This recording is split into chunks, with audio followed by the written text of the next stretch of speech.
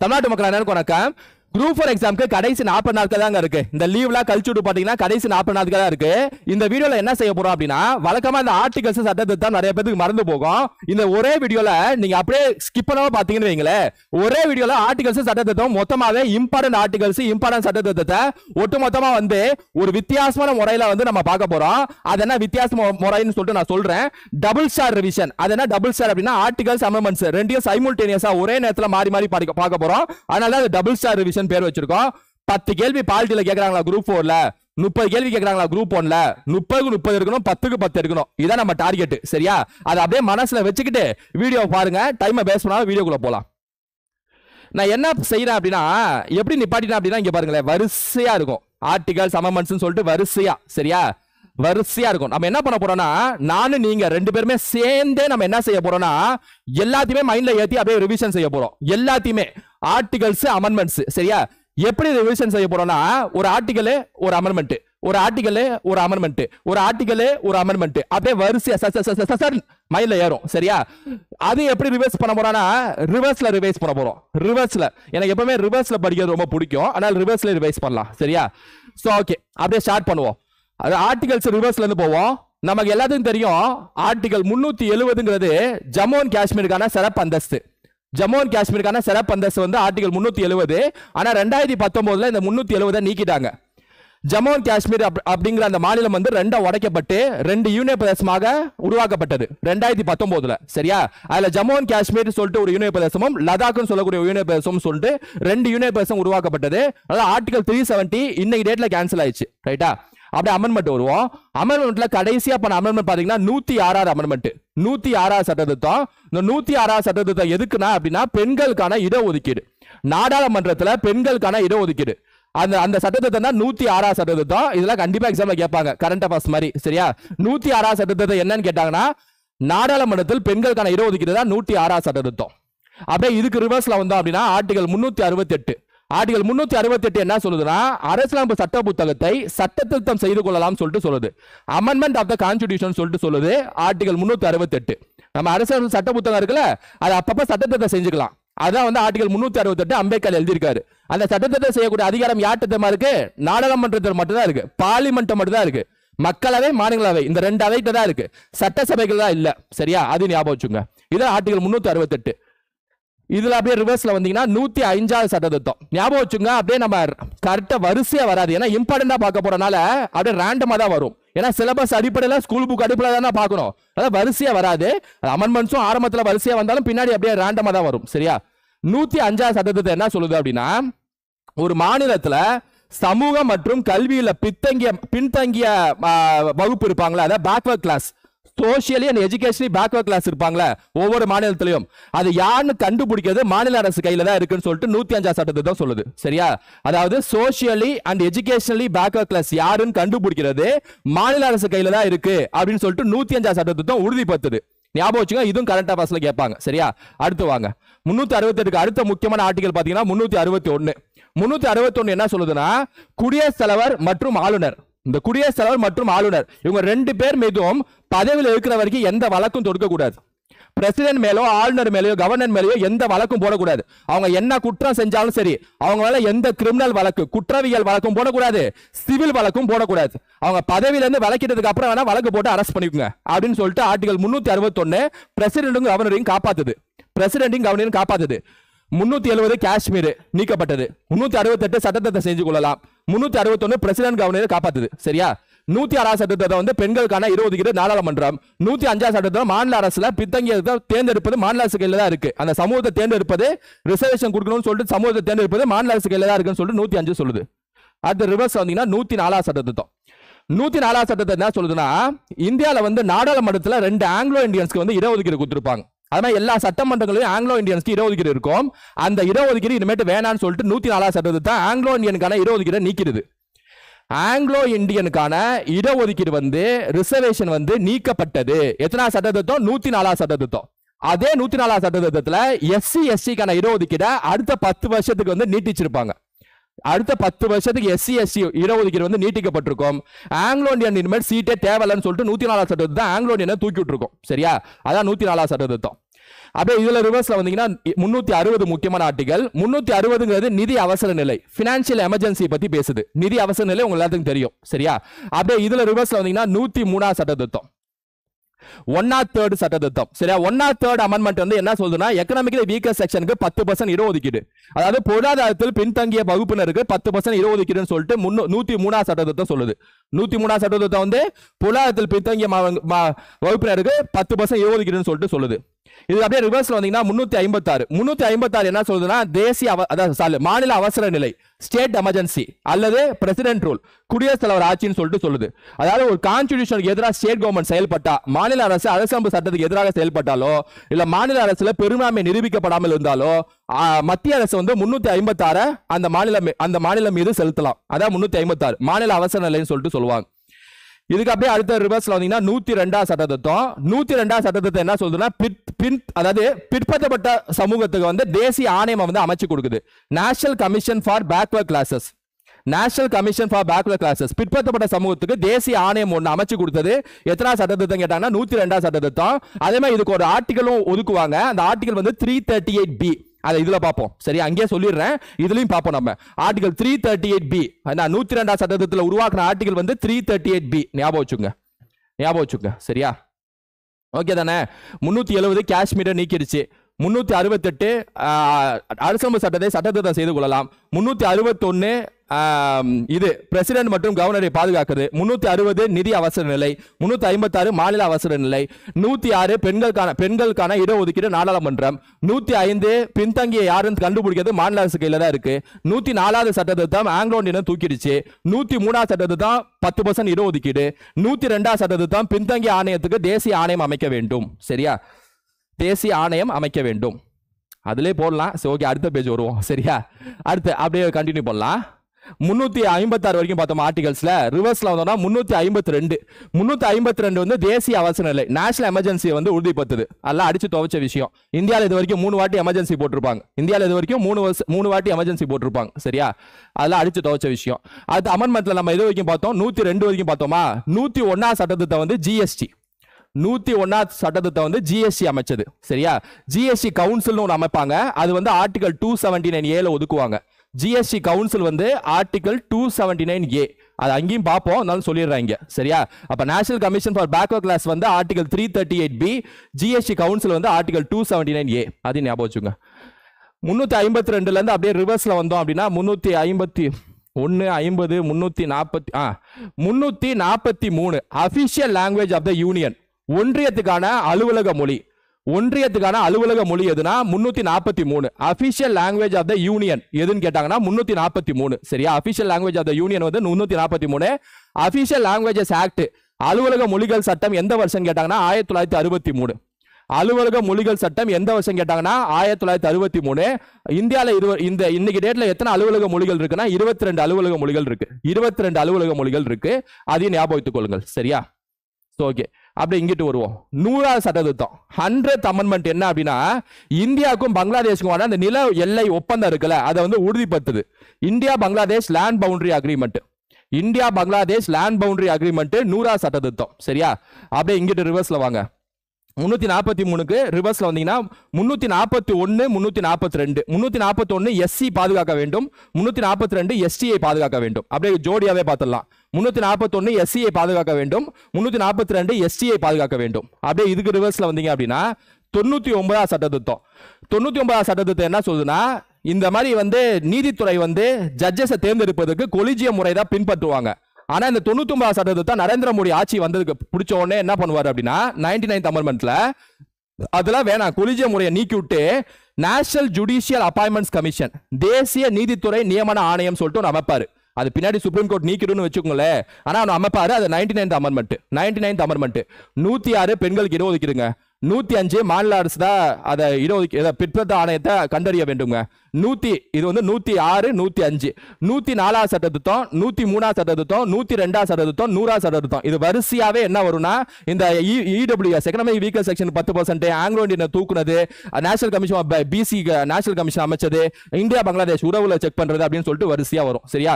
101 சட்டத்தம் ஜிஎஸ்டி, 100 சட்டத்தம் இந்தியா பங்களாதேஷ், 99 சட்டத்தம் நேஷனல் ஜுடிஷியல் அப்பாயின்மெண்ட்ஸ் கமிஷன் சரியா. இது அப்படியே பார்த்துட்டோம். அப்படியே அடுத்து வருவோம்.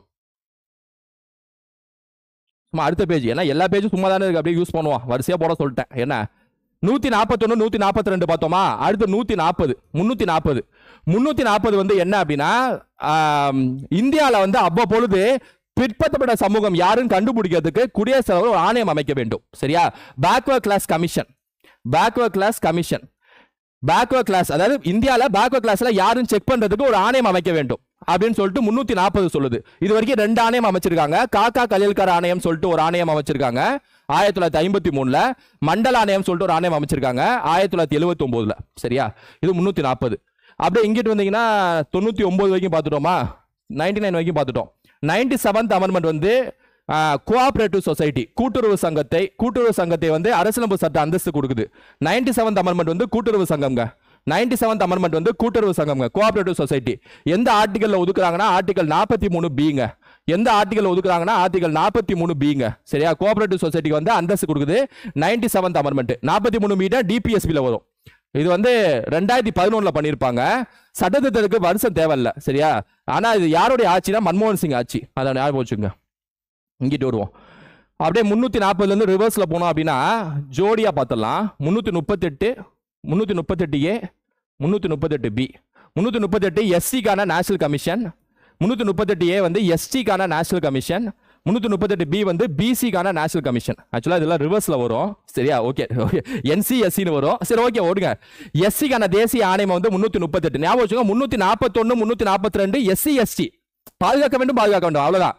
ஆனா இது வந்து தேசிய ஆணையம். சரியா, அது உங்களுக்கு பாதுகாக்கப்படி ஒரு தேசிய ஆணையம் ஒரு அந்தஸ்து கொடுக்கிறது. சரியா, 338 வந்து SC, 338A வந்து ST-க்கான தேசிய ஆணையம், 338B வந்து BC-க்கான தேசிய ஆணையம். இதுதான் வந்து சட்டத்திட்டத்தில் சேர்த்தாங்கன்னு சொல்லியிருப்பேன். 102வது சட்டத்திட்டத்தில் சேர்த்திருப்பாங்கன்னு சொல்லிட்டு அங்கேயே பார்த்துட்டோம். சரியா, அப்படியே இதுக்கு ரிவர்ஸ்ல வாங்க. 97th இருந்து அப்படியே ரிவர்ஸ்ல வந்தோம்னா 92nd அமெண்ட்மெண்ட், 92வது சட்டத்திட்டம் ரொம்ப முக்கியம்.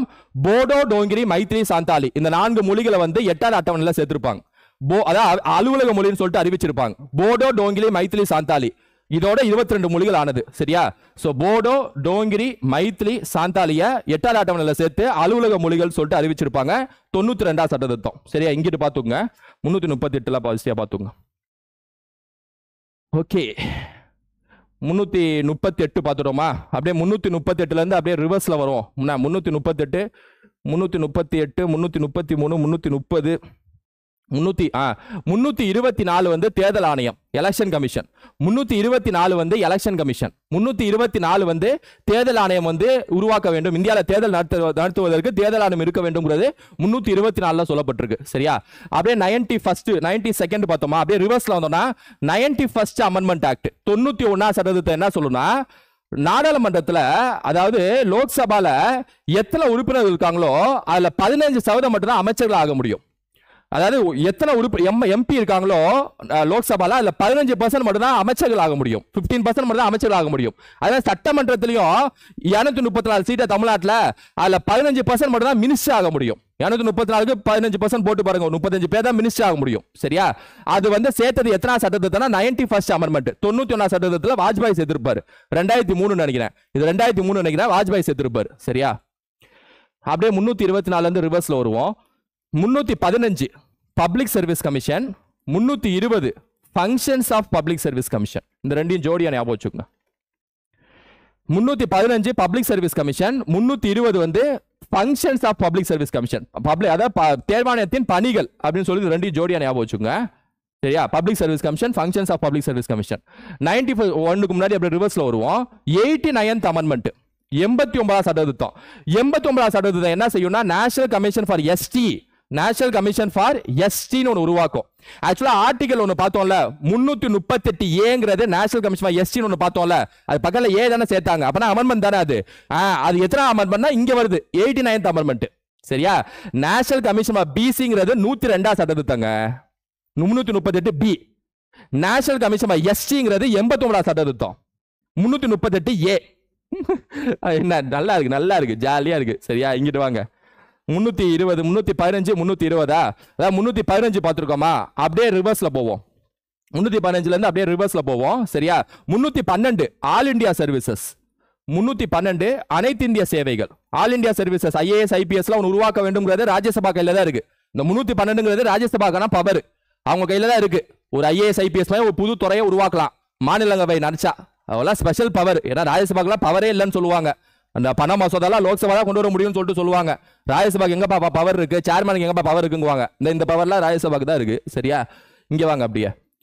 86ஆம் சட்டத்திருத்தம். 86ஆம் சட்டத்திருத்தம் 2002 வாஜ்பாய் ஆட்சியில் கொண்டு வரப்பட்டது. ஃபேமஸான சட்டத்திருத்தம். சரியா, கல்வி, சுருக்கமா சொன்னா கல்வி. அடிப்படை உரிமையில ஆர்டிகல் 21A கல்வியை சேர்த்திருப்பாங்க. அதாவது 6ல இருந்து 14 வயசு குழந்தைகளுக்கு மாநில அரசு கல்வி வழங்க வேண்டும். அது மாதிரி அடிப்படை கடமைகள்ல ஆர்டிகல் 51A பெற்றோர்கள் 6 முதல் 14 வயது குழந்தைகளுக்கு கல்வி வழங்க வேண்டும். அதே மாதிரி அடிப்படை கடமை எழுதிட்டோம், அடிப்படை உரிமை எழுதிட்டோம். DPSP ஆர்டிகல் 45ல 6 வயதுக்கு உட்பட்ட குழந்தைகளுக்கு கல்வி மற்றும் ஊட்டச்சத்தை வழங்க வேண்டும். சரியா, இது 86ஆம் சட்டத்தில் சேர்த்திருப்பாங்க. அடுத்து இங்கிட்ட என்ன பார்த்தோம், 312 ஆல் இந்தியா சர்வீஸ் தானே பார்த்தோம். அப்படியே ரிவர்ஸ்ல வந்தோம்னா 300A ரைட் டு ப்ராப்பர்ட்டி, சொத்துரிமை. சொத்துரிமைங்கிறது 300A எல்லாம் தெரியும். எல்லாம் எத்தனை சட்டத்தில் சேர்த்திருப்பாங்க, 44ஆம் சட்டத்திருத்தம். எல்லாம் அடிச்சு துவைச்சது மொராஜி தேசாய் ஆட்சியில் 1978 44ஆம் சட்டத்தில் சொத்துரிமை அடிப்படை உரிமை ஆர்டிகல் 31ல இருந்து எடுத்து தூக்கி போட்டு 300A தூக்கி போடுவார், சட்ட உரிமைன்னு சொல்லியிருப்பாரு. சரியா, இது அப்படியே ரிவர்ஸ்ல வாங்க. இதுல கடைசி என்ன பார்த்தோம், 86ஆம் சட்டத்திட்டத்தை பார்த்தோம், 86 பார்த்தோம். கரெக்டா, 86ல இருந்து அப்படியே ரிவர்ஸ்ல வந்தோம்னா முக்கியமான சட்டத்திட்டம் பார்த்தீங்கன்னா 86, 85, 84, 83, 82, 81, 80 இது 76ஆம் சட்டத்திட்டம், 76th அமெண்ட்மெண்ட். சரியா, 76ஆம் சட்டத்திட்டம் பொறுத்த வரைக்கும் என்ன சொல்லியிருப்பாங்க அப்படின்னா, இதான் ஃபேமஸ். 1994 ஜெயலலிதா என்னது நம்ம தமிழ்நாடோட 69% ரிசர்வேஷனை காப்பாத்துறாங்களே ஜெயலலிதா அப்படின்னு சொல்லுவாங்களே, ஜெயலலிதான்னு சொல்லிட்டு 76ஆம் சட்டத்திட்டம் 1994ல நம்ம தமிழ்நாடோட 69% ரிசர்வேஷனை தூக்கிட்டு போய் 9th ஷெட்யூல் 9வது அட்டவணையில இணைக்க சொல்லுவாங்க. ஜெயலலிதா இணைக்க மாட்டாங்க, ஏன்னா இவங்க சிஎம் தானே. நரசிம்மராவை இணைக்க சொல்லுவாங்க. நரசிம்மராவும் 76ஆம் சட்டத்திட்டம் 1994 இணைச்சிருவார் 9வது அட்டவணையில. 9வது அட்டவணையில எந்த சட்டத்தை தூக்கி போட்டாலும் நீதிமன்றம் புலனாய்வு செய்ய முடியாது. அந்த டைம்ல அப்படி இருந்திருக்கும், ஆனா இப்ப செய்ய முடியும். அது சரியா. 300A இருந்து அப்படியே ரிவர்ஸ்ல வருவோம். 300A இருந்து அப்படியே ரிவர்ஸ்ல வருவோம். 300A ரைட் டு ப்ராப்பர்ட்டியா, அப்படியே 300 790 சில்லறை, அந்த 790 சில்லறைக்கு வருவோம். அப்படியே வந்தீங்கன்னு வைங்களேன், அப்படியே ரிவர்ஸ்ல வந்தீங்கன்னா ஒரு அருமையான 2 ஆர்டிகல் இருக்கு, 792 793. 792 793 அதாவது மத்திய அரசு கடன் வாங்கலாம், வங்கிகள் சர்வதேச வங்கிகள்கிட்ட கடன் வாங்கலாம்ல, அதுக்குன்னே ஒரு ஆர்டிகல் இருக்கு 792. Union government borrowing. அதே மாதிரி 793 மாநில அரசு கடன் வாங்கலாம். சோ மத்திய அரசு நீங்க கடன் வாங்கலாம், உங்களுக்கு 792 காப்பாத்துது. மாநில அரசு நீங்களும் கடன் வாங்கலாம், உங்களை 793 காப்பாத்துது. குடிவாங்க நாங்க யார்ட்டையும் கடன் வாங்கல, எங்களுக்கு ஆர்டிகல் இல்லையே அப்படின்னு ஞாபகம் வச்சுக்கலாம். சரியா, 792 மத்திய அரசு கடன் வாங்கலாம், 793 மாநில அரசு கடன் வாங்கலாம். இதை அப்படியே வச்சுக்கோங்க. சரியா, இங்க வாங்க அப்படியே 76ஆம் சட்டத்திட்டம் வரைக்கும் பார்த்துருக்கோம். 73 74 ஜோடியா பார்த்துருவோமா. 73rd 74th panchayat municipality.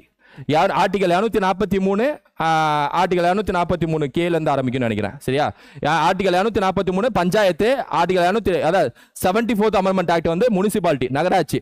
Panchayat உருவாக்கணும்னு சொல்லிட்டு குரல் கொடுத்த முதல் குழு வல்வந்த் ராய் மேத்தா குழு. அதுக்கப்புறம் பாத்தீங்க அப்படின்னா அசோக் மேத்தா, அப்புறம் GVK ராவ், அப்புறம் LM சிங்வி, அப்புறம் தங்கன், அப்புறம் கஜ்ஜில் வரிசையா குழு போட்டிருப்பாங்க. பஞ்சாயத்து ராஜ் நாள் ஏப்ரல் 24. பஞ்சாயத்து ராஜ் நாள் ஏப்ரல் 24. சரியா, 1992 தமிழ்நாடு பஞ்சாயத்து சட்டம் வந்தது 1994. தமிழ்நாடு பஞ்சாயத்து சட்டம் வந்தது 1994. போற போக்கில் அப்படியே 2 இதை ஏற்றி முடிச்சுட்டு போனேன். சரியா, ஓகே. இது என்ன 93, இது 73 74. அப்படியே வாங்க, எல்லாம் ஒண்ணுதான் இருக்கு, ஆனா அடுத்தது போறோம். ஏன்னா மைண்ட் செட் எல்லாம் இதே தான் இருக்கு. அடுத்த எல்லா பேஜ்லயும் நான் அடுத்தது போறேன்னா என்ன, அப்படியே அடுத்தது நம்மளும் போயிட்டு இருக்கோம்னு அர்த்தம். சரியா, அது நம்மளும் போயிட்டு இருக்கோம். 280 281 என்னப்பா, எப்பா எப்பா சொல்லுப்பா, 280 என்னப்பா, ஒன்னதாப்பா கேட்கிறேன், சொல்லுப்பா. வெரி குட், கை குடு. Finance commission. சரியா, நிதி ஆணையம். 281 என்ன சொல்லுப்பா, நிதி ஆணையத்தோட பரிந்துரைகள், பினான்ஸ் கமிஷனோட பரிந்துரைகள். வெரி குட், கை குடு. சூப்பர், நீ கிளியர் போ. 280 பினான்ஸ் கமிஷன், 281 நிதி ஆணையத்தோட பரிந்துரைகள்.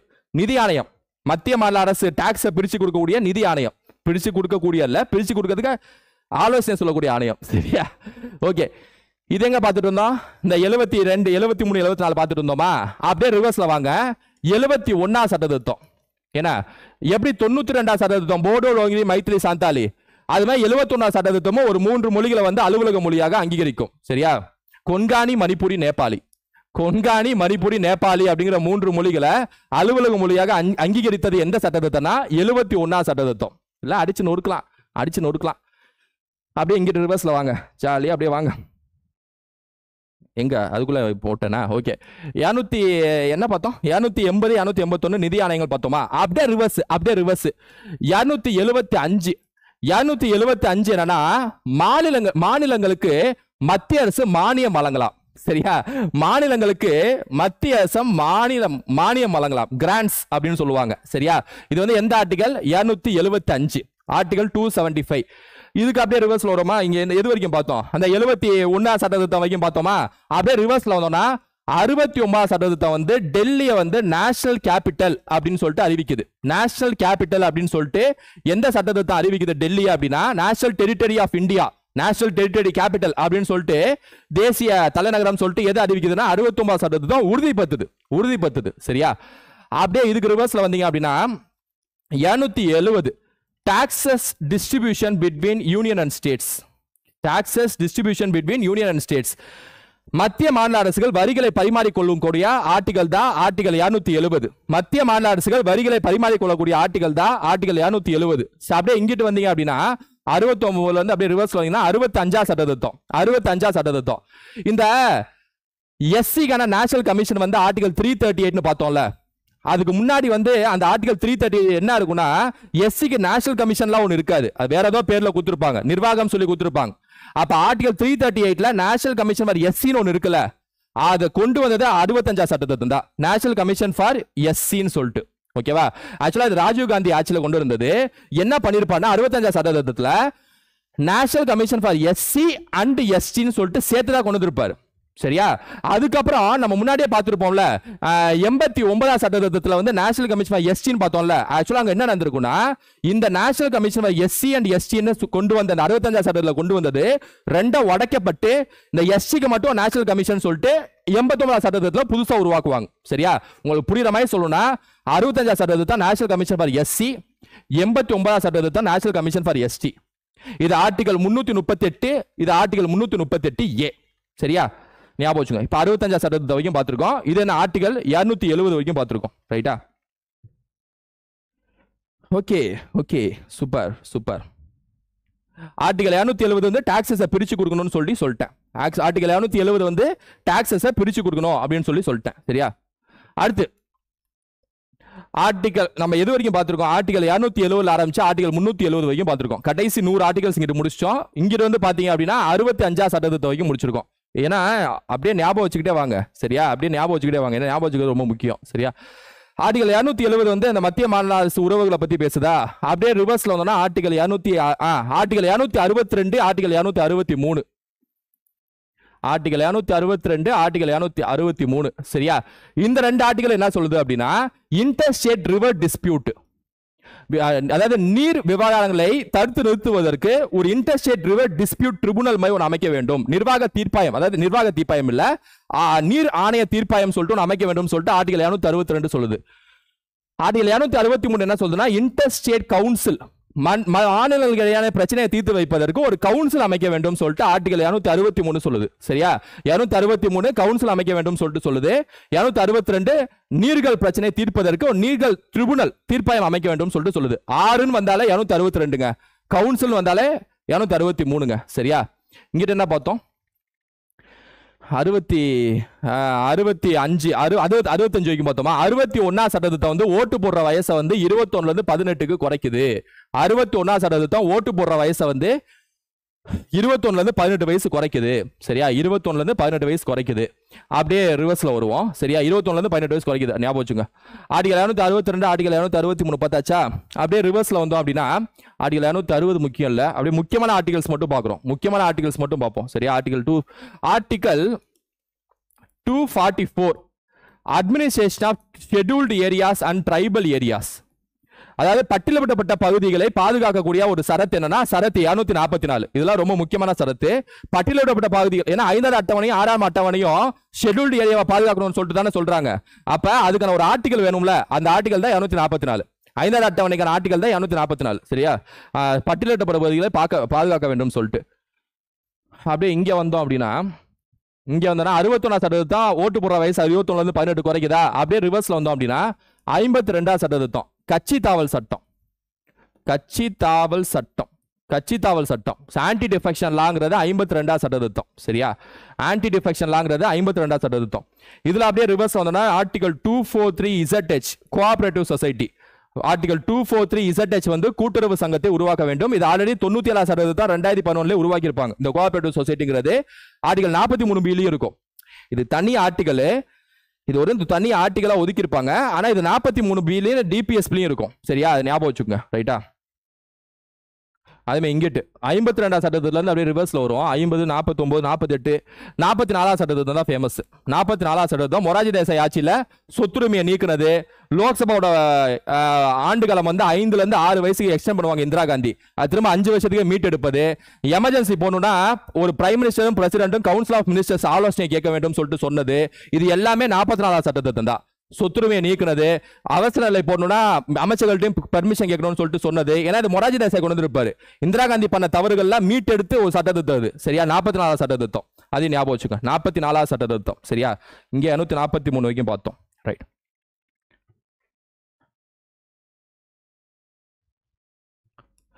தண்ணி எடுங்க.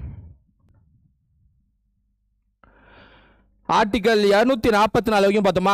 அப்படியே கண்டினியூ பண்ணலாம். ஆர்டிகல் 239 ஆர்டிகல் 239 யூனியன் பிரதேசத்தோட நிர்வாகத்தை பத்தி பேசுது. Administration of union territories. Union territories எப்படி அட்மினிஸ்ட்ரேஷன் பண்றது அப்படிங்கறத பத்தி பேசுறதா ஆர்டிகல் 239. இல்ல சிலபஸ்ல இருக்கனால டைரக்டாவே கேட்பாங்க. சரியா?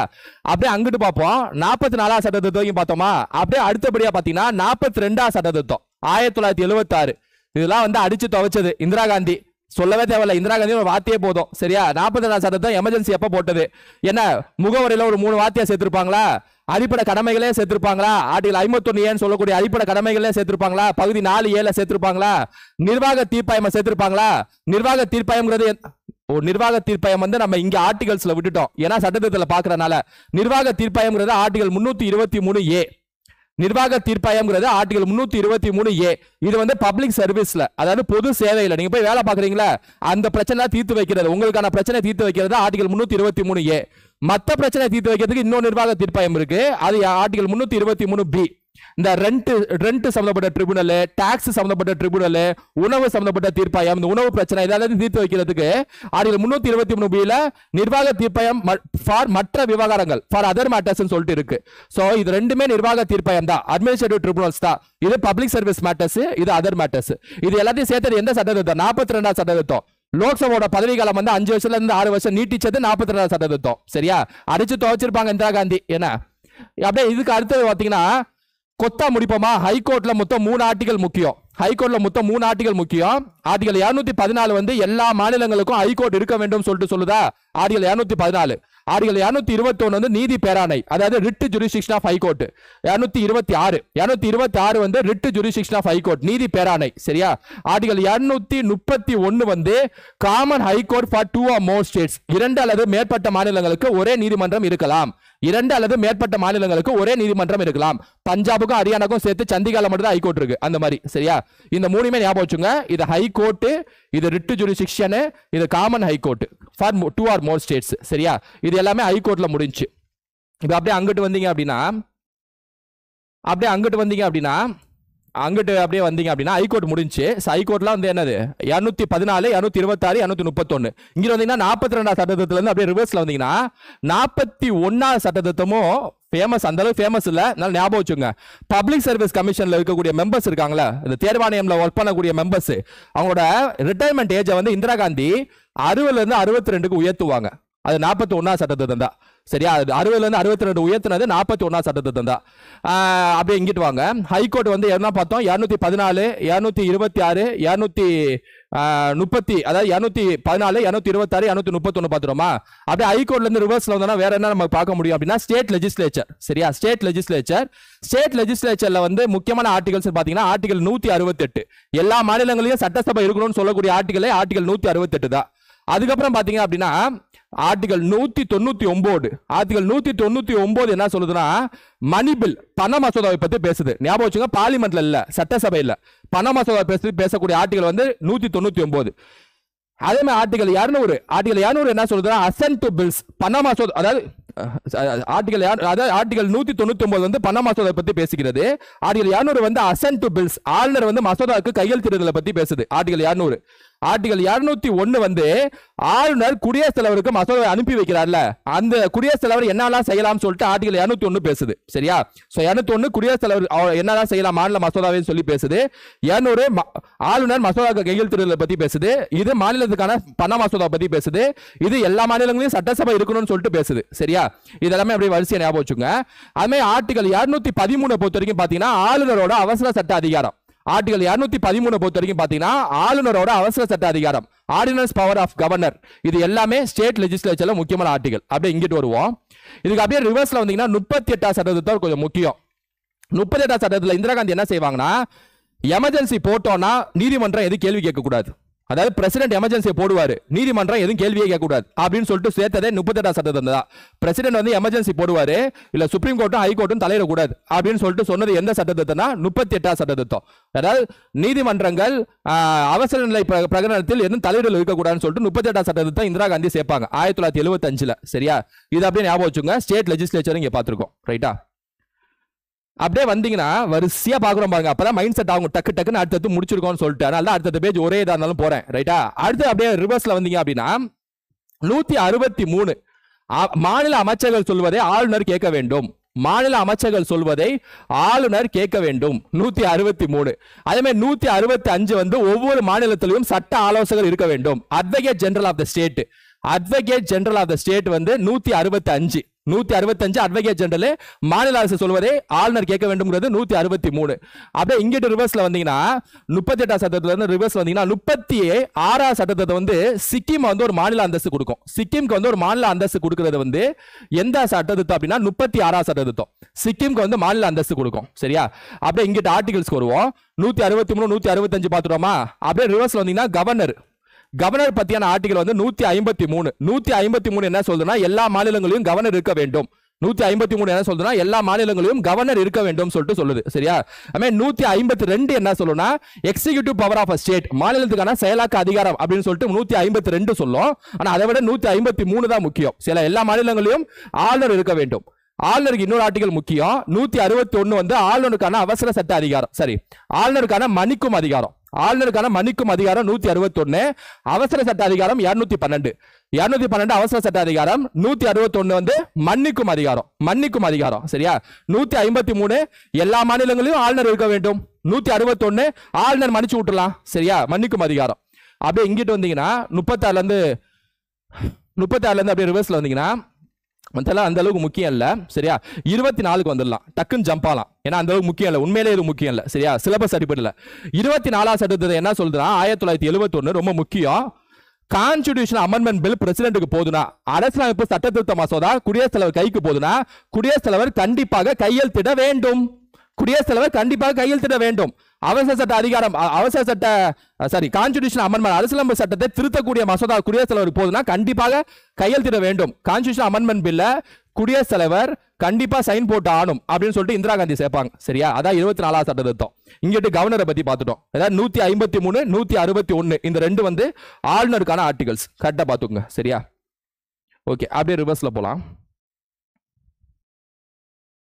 ஆளுநர் முடிஞ்சா அப்படியே ஆளுநர் 152 முடிஞ்சா அப்படியே ரிவர்ஸ்ல போனோம்னா 148 சிஏஜிங்க. என்ன? அதுமே 149 சிஏஜிக்கான டியூட்டிஸ் பணிகள்ங்க. அதுமே 150 வந்து அவங்க எவ்வளவு அக்கவுண்ட் எப்படி மெயின்டைன் பண்ணணும், ஃபார்ம் ஆஃப் அக்கவுண்ட்ஸ்ங்க. அதுமே 151 வந்து ஆடிட்டிங் ரிப்போர்ட்டுங்க. ஆடிட் ரிப்போர்ட்டை வந்து நாடாளுமன்றத்தில் போய் ஒப்படைக்கணுங்க. சரியா? அதாவது மத்திய தணிக்கை அதிகாரிங்கிறது 148ங்க. மத்திய தணிக்கை அதிகாரியோட அதிகாரங்கள் அப்படிங்கிறது 149ங்க. மத்திய தணிக்கை அதிகாரி எந்த மாதிரி வழிமுறையெல்லாம் அவங்களோட அக்கௌண்ட்ஸை மெயின்டைன் பண்ணணும் அப்படிங்கிறது 150ங்க. அவங்க ஆடிட்டை கொண்டு போய் நாடாளுமன்றத்தை சமர்ப்பிக்கணும்ல, அது 151ங்க. மொத்தமா 4மே சிஏஜி சம்பந்தப்பட்டிருங்க. மத்திய தணிக்கை அதிகாரினா யாரு? மத்திய அரசு செய்யக்கூடிய வரவு செலவையும் மாநில அரசு செய்யக்கூடிய வரவு செலவையும் செக் பண்றவர். சரியா? அடுத்து அப்படியே இங்கிட்டு வாங்க. இங்கிட்டு என்ன பார்த்தோம்? 24 சட்டத்திட்டம் பார்த்தோமா? அப்படியே ரிவர்ஸ்ல போனீங்கன்னா 21 சட்டத்திட்டம் சிந்திய வந்து அலுவலக மொழியா 8வது அட்டவணையில சேர்த்துச்சு. நம்ம ஆல்ரெடி பார்த்தோம் 92ல போடோ டோக்ரி மைத்திரி சாந்தாலி, 71ல கொங்கானி மணிப்புரி நேபாளி, 21ல சிந்திய வந்து அலுவலக மொழியா சேர்த்தது 21ஆம் சட்டத்திட்டம் தான். அதாவது 8ஆம் அட்டவணையில சேர்த்துச்சு. சரி 21 இங்கிட்டு 148 வரைக்கும் பார்த்திருக்கோம். அப்படியே வரிசை அடுத்து போலாம். 148 ரைட் ஓகே. அப்படியே ரிவர்ஸ்ல போனோம்னா சுப்ரீம் கோர்ட் ஆர்டிகல் வந்து 224 உச்சநீதிமன்றம் இருக்க வேண்டும் சொல்லிட்டு சொல்லுது. ஆர்டிகல் 224. ஆர்டிகல் 131 உச்சநீதிமன்றம் வந்து தனக்கே உரிய நீதி பேராணை ஒரிஜினல் ஜுரிஸ்டிக்ஷனை பத்தி பேசக்கூடிய ஆர்டிகல் வந்து 131 தனக்கே உரிய நீதி பேராணை பத்தி பேசுது. ஆர்டிகல் 142 ஏதாவது சட்டத்தை வந்து மாநில அரசு மத்திய அரசு வழங்கவில்லை என்றால் உச்சநீதிமன்றம் அதை வழங்கும். அதாவது டிகிரி ஆஃப் ஜஸ்டிஸ் சொல்லுவாங்க. இப்ப பேரழிவாளன் வந்து ரிலீஸ் பண்ணிச்சுல உச்சநீதிமன்றம், அது எந்த ஆர்டிகலை பயன்படுத்தினா 142 பயன்படுத்தி தான். சரியா? அதாவது நீதியை வழங்க வேண்டும், டிகிரி ஆஃப் ஜஸ்டிஸ் வழங்க வேண்டும். ஒரிஜினல் ஜுரிஸ்டிக்ஷன் தனக்கே உடைய நீதி பேராணை 124 உச்சநீதிமன்றம் ஒன்று இருக்க வேண்டும். சரியா? அப்புறம் 143 வந்து குடியரசுத் தலைவருக்கு ஆலோசனை கூடலாம். உச்சநீதிமன்றம் குடியரசுத் தலைவருக்கு ஆலோசனை கூடலாம். சரியா? அது வந்து 143 ஞாபகம் வச்சுங்க. 143 வந்து உச்சநீதிமன்றம் குடியரசுத் தலைவருக்கு ஆலோசனை கூடலாம். சரியா? இதெல்லாம் உச்சநீதிமன்றம் பத்தியான ஆர்டிகல். இங்கிட்டு வாங்க. இங்கிட்டு வந்து என்ன பார்த்தோம்? 21ஆம் சட்டத்திட்டம் பார்த்தோமா? அந்த சிந்திய சேர்த்தாங்கன்னு சொல்லிட்டு அப்படியே 21 வந்து வரிசையா ரிவர்ஸ்ல பாத்தீங்கன்னா வேற எதுவுமே ஃபேமஸ் இல்ல. வேற எந்த அளவுக்கு அந்த அளவுக்கு ஃபேமஸ் ஆனது எதுவுமே இல்ல. 9th amendment famous. ஏன்னா 9th அமெண்ட்மெண்ட்ல வந்து பெருபாரி யூனியன் வழக்கு இருக்குல்ல, அந்த பெருபாரி யூனியன் வழக்கோட தீர்ப்பை எதிர்த்து 9th அமெண்ட்மெண்ட்ல நேரு என்ன செய்வார்னா, அந்த நேரு இந்தியா பங்களாதேஷ் ஒப்பந்தத்தை செல்லும்படி ஆக்குவார். இந்தியா பங்களாதேஷ் ஒப்பந்தத்தை செல்லும்படி ஆக்குவார். அது வந்து எத்தனாம் சட்டத்திட்டம்னா 9th amendment. So India Bangladesh ஒப்பந்தம்னா 9th அமெண்ட்மெண்ட் ஒன்னு, அப்புறம் மோடி போட்ட 100th அமெண்ட்மெண்ட் ஒன்னு. இந்த ரெண்டையும் ஞாபகம் வச்சுங்க. சரியா? ரெண்டையும் ஞாபகம் வச்சுங்க. அப்படியே இங்கிட்டு ரிவர்ஸ்ல வருவோம். சுப்ரீம் கோர்ட் பார்த்துட்டோமா? அப்படியே சுப்ரீம் கோர்ட்ல இருந்து ரிவர்ஸ்ல போனோம் அப்படின்னா நம்ம பார்லிமெண்ட்டுக்குள்ள போலாம். சரியா? பார்லிமெண்ட் ஒன்று இருக்க வேண்டும் சொல்லிட்டு ஆர்டிகல் 78 சொல்லுது. ஆர்டிகல் 78 வந்து பார்லிமெண்ட் அப்படின்னு சொல்லிட்டு ஒன்று இருக்க வேண்டும் அப்படின்னு சொல்லிட்டு சொல்லுது. ஆர்டிகல் 110 வந்து மணி பில்லை பத்தி பேசுது, பண மசோதா பேசுது. எது? பார்லிமெண்ட். அங்கிட்டு நம்ம பார்த்திருப்போம் 199 அது சட்டமன்றம். சரியா? பண மசோதா பத்தி பேசுது. ஆர்டிகல் 112 வருடாந்திர நிதி அறிக்கையை பத்தி பேசுது. ஆர்டிகல் 112. அதே மாதிரி மாநில அரசோட வருடாந்திர நிதி அறிக்கையை பத்தி பேசக்கூடிய ஆர்டிகல் 202. மாநில அரசோட இதை நாங்க சொல்ல மறந்துட்டேன், 202 சொல்ல மறந்துட்டேன். மாநில அரசோட பட்ஜெட்டை பத்தி பேசக்கூடிய ஆர்டிகல் 202. மத்திய அரசோட பட்ஜெட்டை பத்தி பேசக்கூடிய ஆர்டிகல் 112. பட்ஜெட்டுக்கு தான் வருடாந்திர நிதி அறிக்கைன்னு சொல்றேன். சரியா? இதை சொல்ல மறந்துட்டேன், இதை கொஞ்சம் நோட் பண்ணிக்கோங்க. ரைட்டா? ஓகே. இதெல்லாம் 78, 110, 112 இதெல்லாம் ஞாபகம் வச்சுக்கோங்க. 123 வந்து குடியரசுத் தலைவரோட அவசர சட்ட அதிகாரம், ஆர்டினன்ஸ் பவரை பத்தி பேசுது. 123 வந்து குடியரசுத் தலைவரோட அவசர சட்ட அதிகாரத்தை பத்தி பேசுது. அதே 120 வந்து நாடாளுமன்றத்தில் என்ன மொழிகள் பயன்படுத்தலாம், languages to be used in the parliament, அது வந்து 120. சோ 78 பார்லிமெண்ட் ஒன்று இருக்க வேண்டும். பார்லிமெண்ட்ல மணி பில் பாஸ் பண்ணலாம். பட்ஜெட், ஆர்டினன்ஸ் பவர், குடியரசுத் தலைவரோட ஆர்டினன்ஸ் பவர், ஆளுநருக்கான ஆர்டினன்ஸ் பவர் வந்து 213. இது அப்படியே இப்படி ரிவர்ஸ்ல போட்டீங்கன்னா 213 ஆளுநருக்கான அவசர சட்டம், குடியரசுத் தலைவருக்கான அவசர சட்டம் 123, நாடாளுமன்றத்தில் என்ன மொழிகள் பயன்படுத்தணும் 120. சரியா? இது அப்படியே ஞாபகம் வச்சுங்க. இங்கிட்ட 7th அமெண்ட்மெண்ட் வந்து ஒரு ஹைகோர்ட் 2-3 ஸ்டேட்டுக்கு இருக்க வேண்டும். இது ஆல்ரெடி ஆர்டிகல்லும் சொல்லியிருப்பாங்க, நான் அமெண்ட்மெண்ட்டும் பண்ணியிருப்பாங்க. ஏன்னா 14 மாநிலங்கள் உருவாக்கி இருப்பாங்க 1956. அதே காலத்துல தான் உருவாக்கி இருப்பாங்க. அதாவது ஒரு நீதிமன்றம் ஒரு ஹைகோர்ட் வந்து 2-3 ஸ்டேட்டை வந்து ஷேர் பண்ணிக்கலாம் அப்படின்னு சொல்லிட்டு சொல்லுவாங்க. எந்த அமெண்ட்மெண்ட்? 7th amendment. சரியா? 7வது சட்ட திருத்தம். அதுமே ஒரு கவர்னர் 2-3 மாநிலங்களுக்கு ஒரே கவர்னர் இருக்கலாம், அதையும் உறுதிப்படுத்துவாங்க. 2-3 மாநிலங்களுக்கு ஒரே கவர்னர், ஆளுநர் வந்து ஒருவரே இருக்கலாம் சொல்லிட்டு அதையும் உறுதிப்படுத்துவாங்க 7th அமெண்ட்மெண்ட்ல. சரியா? அதுமே ஒரு ஹைகோர்ட் வந்து பக்கத்துல யூனியன் பிரதேசம் இருந்துச்சுன்னா அதையும் எடுத்து நடத்தணும், அதோட வழக்கையும் எடுத்து நடத்தணும். யூனியன் பிரதேச வழக்கையும் ஒரு ஹைகோர்ட் வந்து நடத்தணும் அப்படின்னு சொல்லிட்டு அதையும் சேர்த்திருப்பாங்க 7வது சட்ட திருத்தம். ஏன்னா அந்த டைம்ல வந்து மாநிலங்கள் நிறைய உருவாக்கி இருப்பாங்க, அதுக்காக பண்ணிருப்பாங்க. சரியா? 7வது சட்ட திருத்தம் நேருவோட ஆட்சியில. சரியா? இது வந்து என்ன? பார்லிமெண்ட். அப்படியே ரிவர்ஸ்ல போவோம். ஆர்டிகல் 74 இது ரொம்ப முக்கியமான ஆர்டிகல். அடுத்த ஆர்டிகல் 75, ஆர்டிகல் 76, ஆர்டிகல் 78 நாலுமே முக்கியமான ஆர்டிகல். சரியா? 74 என்ன சொல்றதுன்னா, மத்திய அமைச்சர்கள் சொல்வதை குடியரசுத் தலைவர் கேட்க வேண்டும். மத்திய அமைச்சர்கள், கவுன்சில் ஆஃப் மினிஸ்டர்ஸ் சொல்வதை குடியரசுத் தலைவர் கேட்க வேண்டும். ஆர்டிகல் 74. ஆர்டிகல் 75 என்ன சொல்றதுன்னா, எல்லா அமைச்சர்களும் லோக்சபாக்கு பொறுப்பேற்க வேண்டும். எல்லா அமைச்சர்களும் லோக்சபாக்கு நிறைய ஆர்டிகல் 75ல நிறைய சொல்லும். எல்லா அமைச்சர்களும் லோக்சபாக்கு பொறுப்பேற்க வேண்டும். குடியரசுத் தலைவர் எல்லா அமைச்சர்களும் பதவி பிரமாணம் செய்ய வேண்டும். பிரதமர் பதவி பிரமாணம் செய்ய வேண்டும். இது எல்லாமே ஆர்டிகல் 75ல சொல்லியிருப்பாங்க. சரியா? அதே மாதிரி ஃபர்ஸ்ட் ஒரு எம்பி ஆயிடலாம், அதாவது ஃபர்ஸ்ட் ஒரு மினிஸ்டர் ஆயிடலாம்.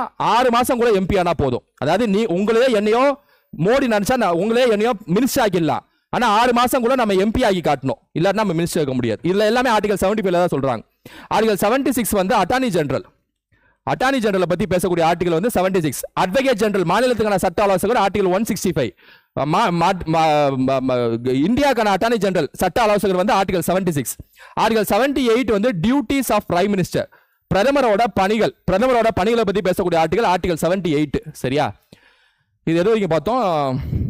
7th அமெண்ட்மெண்ட் வரைக்கும் பார்த்தோமா? 7th முன்னாடி எதுவும் முக்கியம் இல்லைங்க, அவ்வளவுதான். லாஸ்ட்டுங்க ஃபர்ஸ்ட் அமெண்ட்மெண்ட்டுங்க. ஃபர்ஸ்ட் அமெண்ட்மெண்ட் உங்க எல்லாத்துக்கும் தெரியும். 9th அட்டவணை சேர்த்ததே ஃபர்ஸ்ட் அமெண்ட்மெண்ட் தான். 9th ஷெட்யூல் ஒன்று சேர்த்ததே ஃபர்ஸ்ட் அமெண்ட்மெண்ட் தான். சரியா? அதே மாதிரி ஆர்டிகல் 15ல வந்து ரிசர்வேஷன்ல வார்த்தையை சேர்த்ததும் ஃபர்ஸ்ட் அமெண்ட்மெண்ட் தான். ஆர்டிகல் 15ல ரிசர்வேஷன்ல வார்த்தையை சேர்த்ததும் ஃபர்ஸ்ட் அமெண்ட்மெண்ட் தான். சரியா? இது எல்லாமே ஃபர்ஸ்ட் அமெண்ட்மெண்ட் தான், ஞாபகம் வச்சுங்க. அவ்வளவுதான். ஆர்டிகல்ஸ் பிரசிடென்ட் மட்டும் பார்த்தா போதும். பிரசிடென்ட் 52 பிரசிடென்ட் ஆஃப் இந்தியான்னு ஒன்று இருக்கணும். ஓகேவா? 61 பிரசிடென்ட் வந்து பதவி நீக்கம், இம்பீச்மெண்ட் பவர் வந்து இம்பீச்மெண்ட் செய்யலாம்ங்கிறது 61, பதவி நீக்கம்ங்கிறது 61. 72 குடியரசுத் தலைவர் வந்து மன்னிக்கும் அதிகாரம் வந்து 72, மன்னிக்கும் அதிகாரம் வந்து 72. 61 இம்பீச்மெண்ட் பவர். 52 வந்து குடியரசுத் தலைவர் ஒன்று இருக்கணும்னு சொல்லிட்டு 52. அதே மாதிரி துணை குடியரசுத் தலைவர் ஒன்று இருக்கணும்னு சொல்லிட்டு 63. 63 துணை குடியரசுத் தலைவர், 52 குடியரசுத் தலைவர். 61 குடியரசுத் தலைவருக்கான இம்பீச்மெண்ட், 72 குடியரசுத் தலைவர் வந்து மன்னிச்சு விட்டலாங்கிறது 72. துணை குடியரசுத் தலைவருக்கான ஆர்டிகல் வந்து 63. துணை குடியரசுத் தலைவருக்கான ஆர்டிகல் வந்து 63. சட்டத்திட்டம் முடிஞ்சு. சரியா? அதுக்கப்புறம் இங்க 52க்கு முன்னாடி என்ன இருக்கு? Article 1 to 50. அவ்வளவுதானே? 51ல இருந்து 370 வரைக்கும், அதாவது 51ல இருந்து 370 வரைக்கும் முக்கியமான ஆர்டிகல்ஸ் எல்லாத்தையும் பார்த்தாச்சு. இங்கிட்டு 1வது சட்டத்திட்டத்துல இருந்து 106வது சட்டத்திட்டம் வரைக்கும் முக்கியமான சட்டத்திட்டம் எல்லாத்தையும் பார்த்தாச்சுங்க. போங்க. சரியா? ஒட்டு மொத்தமா ஒரே வீடியோல முடிச்சேன். ஒரே வீடியோ 106ல இருந்து வரிசை இங்க ஆர்டிகல்ஸ் 370ல இருந்து வரிசை ஏதாவது 2-3 ஆர்டிகல் விட்டு வச்சிருந்தா அப்படியே சேர்த்து பாத்துக்கோ கிளாஸ்ல முடிஞ்சு. சரியா? எல்லாத்தையும் பார்த்தாச்சு. முக்கியமான எல்லாத்தையும் பார்த்தாச்சு. முக்கியமான சிலபஸ். சரியா? சிலபஸ் 1ல இருந்து 50 என்ன இருக்கு? அது என்ன? அடிப்படை உரிமை, அடிப்படை கடமை. ஆர்டிகல் 14 சட்டத்துக்கு முன்னாடி அனைவரும் சமம். ஆர்டிகல் 17 தீண்டாமை ஒழித்தல். ஆர்டிகல் 18 பட்டங்களை தொடர்த்தல். ஆர்டிகல் 21 தனி மனித சுதந்திரம். ஆர்டிகல் 44 யூனிஃபார்ம் சிவில் கோடு. ஆர்டிகல் 50 சட்டத்துறையும் நீதித்துறையும் பிரித்தல். ஆர்டிகல் 50. அவ்வளவுதானே இருக்கு. ஆர்டிகல் 39A ஏழைகளுக்கு இலவச நிதி உதவி, legal service for the poor. Article 1 union of states. என்ன? ஆர்டிகல் 5ல இருந்து 11 வரைக்கும் குடியுரிமை. ஆர்டிகல் 5ல இருந்து ஆர்டிகல் 11 வரைக்கும் குடியுரிமை. அவ்வளவுதானே? ஆர்டிகல் 32 வந்து சோலாத கான்ஸ்டிடியூஷன், அரசியலமைப்பு சட்டத்தின் ஆன்மா. இதெல்லாம் அடிச்சு துவைச்சது. 1ல இருந்து 50ல நீங்களே அடிச்சு துவைச்சிருப்பீங்க. சரியா? ஓகே ஸ்டூடண்ட்ஸ், மொத்தமா பார்த்தாச்சு. இந்த வீடியோ உங்களுக்கு யூஸ்ஃபுல்லா இருக்கும்னு நினைக்கிறேன். இந்த வீடியோ ரொம்ப அப்படியே ஃபுல் எஃபோர்ட்ல வந்து ஆர்டிகல் அமெண்ட்மெண்ட்னு சொல்லி போட்டிருப்போம். இந்த மாதிரி வீடியோ போட்டது இல்லை, ஒரே ஸ்டெச்சில் ரெண்டையும் பார்த்துருப்போம். வரிசையா கைப்பட கண்டிப்பாக நீங்கள் ஃப்ரெண்ட்ஸுக்கு ஷேர் பண்ணுங்க. ஏன்னா எல்லாத்துக்கும் இது ரொம்ப முக்கியம். அப்படியே வரிசையா ஸ்லோ ஃபார்வர்டில் பார்த்தா கூட டக்கு, ஏன்னா ரிவிஷன் தானே, டக்கு டக்குன்னு மைண்டில் ஏறிடும். சரியா? ஸோ இன்னொரு வீடியோவில் சந்திக்கிறேன். Thank you students.